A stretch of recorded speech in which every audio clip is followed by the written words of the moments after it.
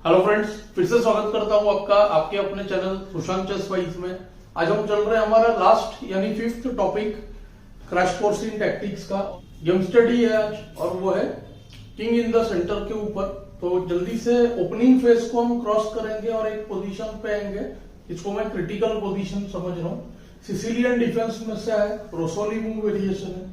E4 C5 ये Sicilian का starting होता है। NF3 NC6 D6 दूसरा मेन मूव है। यहाँ पे नॉर्मली D4 करते हैं, बिशप B5 को रोसोली मूव कहते हैं। C6 पे बिशप इंटू C6 करके डबल पॉन करने का ये प्लान होता है। ब्लैक ने खेला G6, कैसल BG7। D4 पे ज्यादा से ज्यादा कंट्रोल लाया है ब्लैक ने, तो व्हाइट करता है C3 ताकि D4 करके सेंटर को ऑक्यूपाई कर सके, ज्यादा बेटर कंट्रोल रहेगा। NF6 करने पर यहाँ पे E5 ND5 एक अलग टाइप का C3 सिसिलियन टाइप का पोजीशन हो सकता है। NF6 इस पॉइंट पे इतना अच्छा नहीं है। ब्लैक ने किया E6, नाइट E7 पे आके कैसल करेगा। पोजीशन का नेचर क्लोज होने वाला है अनलेस ब्लैक ज्यादा रिस्क ले। अभी यहाँ पे व्हाइट ने खेला D4, ब्लैक ने CD4 और नॉर्मली जैसे हमने सोचा NE7 करना चाहिए था। D5 को नाइट E5 पे ऑप्शन था नाइट के पास, पर ब्लैक ने यहाँ पे पहला रिस्की मूव किया QB6 और यही से जो है गेम का जो नेचर है टोटली चेंज हो गया। इस टाइप के एग्जांपल्स बहुत यूजफुल है। ओपोनेंट पॉन लेना चाहता है तो जब भी ओपोनेंट पॉन लेना चाहे ओपनिंग में तो हमें क्या सोचना चाहिए, क्या ओपोनेंट डेवलप करते हुए पॉन ले रहा है, क्या ओपोनेंट अपने डेवलपमेंट को रुकाते हुए पॉन ले रहा है, क्या ओपोनेंट क्वीन मूव से पॉन ले रहा है। ये 3 सिनेरियो बनते हैं। डेवलपमेंट के साथ पॉन लेना तो हो सकता है फायदा होगा, सेंटर पॉन ले रहा है तो फायदा होगा, साइड पॉन लेने जा रहा है तो नुकसान होने का चांस ज्यादा है। क्वीन मूव करने से पॉन लेगा तो क्या होगा, क्वीन के मल्टीपल मूव्स होंगे, मूव्स वेस्ट होंगे। डेवलपमेंट को रुका के पॉन ले रहा है तो भी नुकसान होने का चांस ज्यादा है। तो ऐसे में हमें पॉन देके इनिशिएटिव को बढ़ाना चाहिए। चांस मिलते ही पॉन सैक्रिफाइस करके खेलने की कोशिश करने से हमारा जो फील ऑफ इनिशिएटिव है वो बहुत जल्दी इंप्रूव होता है। एक 1600 और 2000 रेंज के रेटिंग में पहुंचने के लिए एक बहुत सिंपल टेक्निक है। हमेशा चांस मिलते ही पॉन सैक्रिफाइस करके अपने पीसेस की एक्टिविटी को बढ़ाए और इस तरह के गेम्स को स्टडी करें, जो हम तो काफी टाइम से इधर चैनल में कर ही रहे हैं।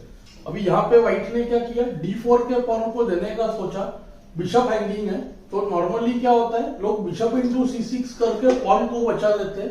डेवलपमेंट का फायदा नहीं हुआ तो भी चलेगा पर मटेरियल बचना चाहिए, यह अप्रोच होता है। अब यहाँ पे देखिए BC से सेंटर बेटर हो गया, रूक को 5 मिल गया, बिशप को A6 का डायगोनल मिल गया, तो एज सच ब्लैक का कोई नुकसान हुआ नहीं। व्हाइट ने सोचा D4 का पॉन जाने दो, अगर D4 का पॉन लेगा तो डेवलप्ड पीसेस बार बार मूव होगा तो मूव वेस्ट होगा, पर करे क्या, तो ध्यान में आएगा कि D6 का स्क्वायर वीक है और क्वीन B6, तो ये दोनों का जो कॉमन पॉइंट है वो C4 से अटैकेबल है नाइट से। तो व्हाइट को यहाँ पे स्ट्रॉन्ग मूव मिला नाइट A3। देखिए E6 करने से F6 और D6 वीक होता है, तो अब क्या हो गया, नाइट A3 से नाइट अब C4 की ओर जा रहा है। चलिए देखते हैं, knight takes D4, night C4 पहला टैक्टिकल पॉइंट, क्वीन अटैक्ड है। क्वीन टेक्स B5 करने पर नाइट D6 में क्वीन चली जाएगी, तो सबसे पहले night F3 check, queen takes F3, इस हैंगिंग नाइट को यहां से हटा लिया। तो अब ऑलरेडी देख सकते हो यही होता है जब पॉन हम लेते हैं डेवलपमेंट किए बिना। तो देखिए ये नाइट एक बार, 2 बार और 3 बार, थर्ड टाइम मिल गया। किसके लिए एक्सचेंज हुआ, जो नाइट एक ही बार मूव हुआ था, यानी 2 टेम्पो का लॉस हो गया। तो अब आप देख सकते हो इस पोजीशन में व्हाइट के पास 2 मूव एक्स्ट्रा है। कैसे, 1 2 3 4 डेवलपमेंट है, ब्लैक के पास 2 ही है। ऊपर से अब क्वीन का मूव वेस्ट होने वाला है, यानी कि एक और डेवलपमेंट चला गया, यानी डेवलपमेंट में डिफरेंस ऑफ 3 आ गया, यानी टैक्टिक्स बनने का चांस देखिए यही से होगा। ब्लैक ने खेला QC7, उसने सोचा बिशप F4 को E5 करूंगा तो क्लोज रहेगा पोजीशन, पर बहुत ही रिस्की आइडिया है क्वीन को इस C फाइल पे, ओपन फाइल पे लाना। पोजीशन नो डाउट बहुत खराब हो चुका है, क्योंकि अगर QC7 नहीं करे, क्वीन D8 को ND6 चेक, ये भी पोजीशन ऑलमोस्ट लूजिंग है, F7 जा रहा है। QC5 करे तो बिशप E3 में फिर से क्वीन का जो मूव है वो वेस्ट होगा। तो इसके लिए QC7 किया, व्हाइट ने खेला बिशप F4 E5। जनरली मैं कहता हूं बिशप F4 को E5 आएगा तो वो कैलकुलेट करके ही बिशप F4 करना चाहिए, लेकिन इस केस में ऐसे भी कह सकते हैं डेवलपमेंट इतना ज्यादा है कि कुछ ना कुछ तो होगा, ये अगर हमारा फील है तो बिशप F4 कर ही सकते हैं। फॉर एग्जाम्पल टैक्टिक्स ना भी हो तो बिशप G5 के बाद भी व्हाइट बेटर ही है, पर यहाँ पे व्हाइट ने कैलकुलेट किया अच्छे से और यहाँ से ही व्हाइट का जो है कॉम्बिनेशन बन गया।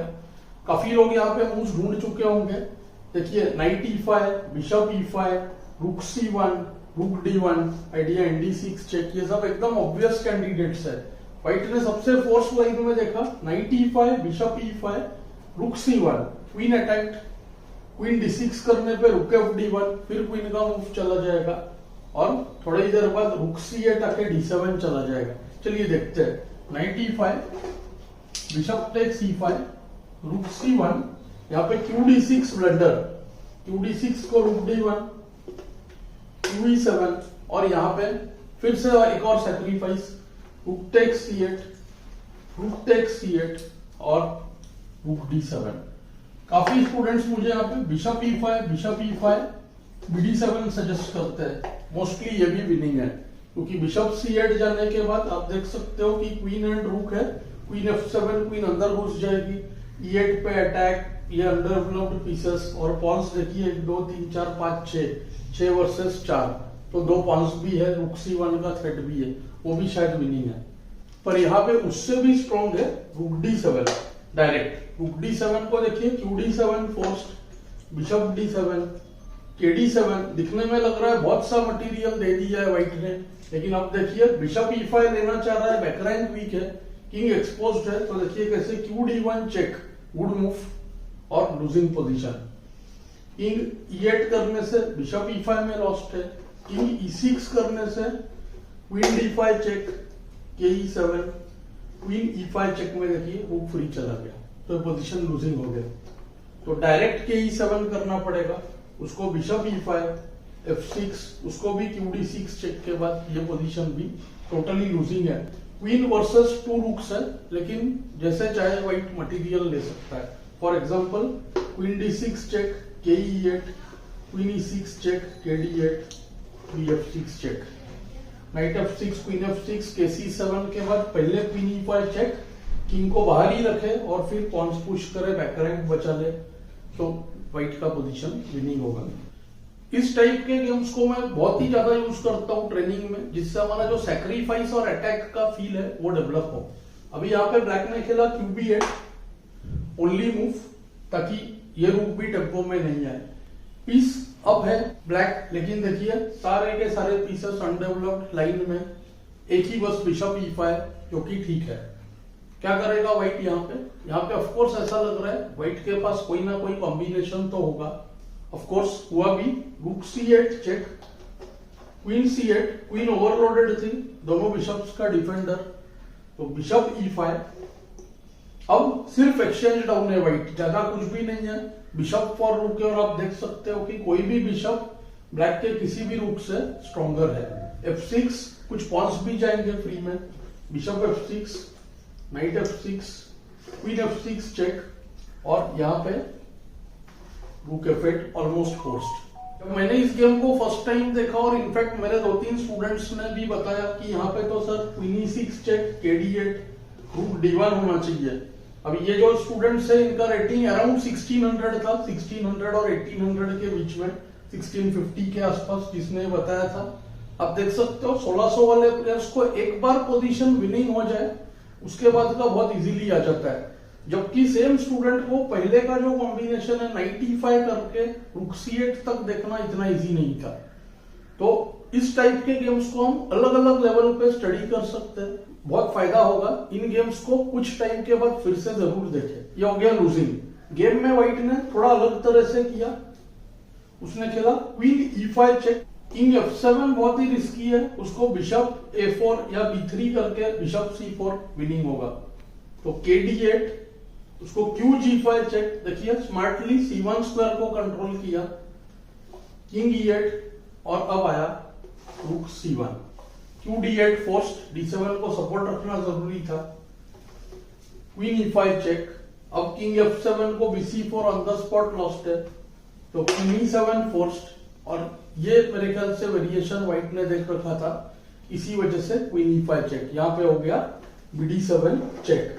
देखिए गेम किस तरह से एकदम ब्यूटीफुली एंड कर दिया, छोटा छोटा दो कॉम्बिनेशंस। किंग D7 को RC7 followed by queen E7 mate. Queen तो पिन में है, तो किंग F7 खेलना पड़ा। फिर से सेम टैक्टिक, BE6 चेक।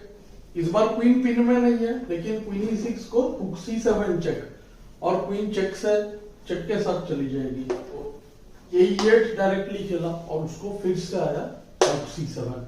अब यहाँ पे कुछ नहीं है, तो यहाँ पे ब्लैक ने रिजाइन किया। बेस्ट चांस शायद QC7 रुक D8 होता, तो आप देख सकते हो इस पोजीशन में हायर लेवल पे कुछ भी नहीं है, बस बैकरैंक का थ्रेट है। व्हाइट एक बार बैकरैंक बचा ले तो मटीरियली अप ही है। ई पॉन पास्ट पॉन है, F7 D7 किंग सेंटर में सारे वीकनेस है, ऊपर से पॉन्स भी वीक है। तो गेम में व्हाइट ब्लैक ने जो है डिजाइन कर दिया। तो हमारा लास्ट टॉपिक जो था किंग इन द सेंटर पे था, किस तरह से हम किंग को सेंटर में पकड़ सकते हैं। तो उसका आंसर है, एक तरीका है पॉन सैक्रिफाइस देके हम ओपोनेंट को डेवलपमेंट में पीछे कर दें। मुझे उम्मीद है आपको ये कोर्स का फॉर्मेट पसंद आया, मुझे कमेंट्स में जरूर बताएं।